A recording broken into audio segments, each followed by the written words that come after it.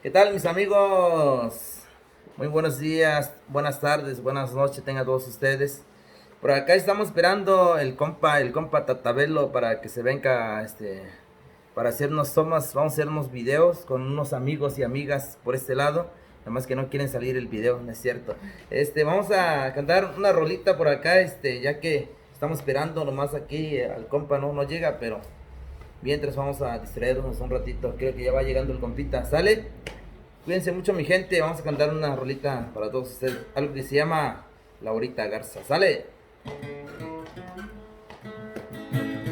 A orillas del río Bravo, en una hacienda escondida,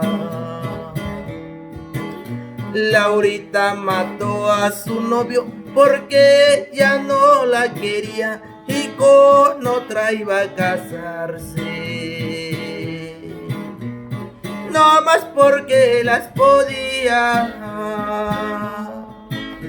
Hallaron dos cuerpos muertos al fondo de una parcela. Uno era del Emilio Guerra, el prometido de Estela, y la otra de Laura Garza, la maestra de la escuela. La última vez que se vieron, ella lo mandó llamar cariño del alma mía. Tú no te puedes casar, no decías que me amabas, que era cuestión de esperar.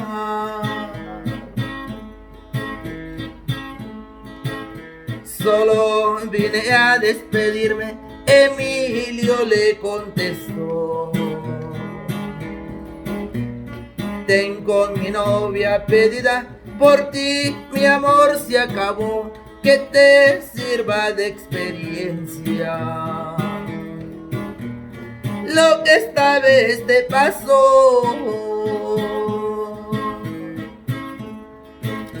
Tú no puedes hacerme esto, ¿qué pensará mi familia? No puedes abandonarme después que te di mi vida. No me digas que ya no me quieres como antes sí me quería.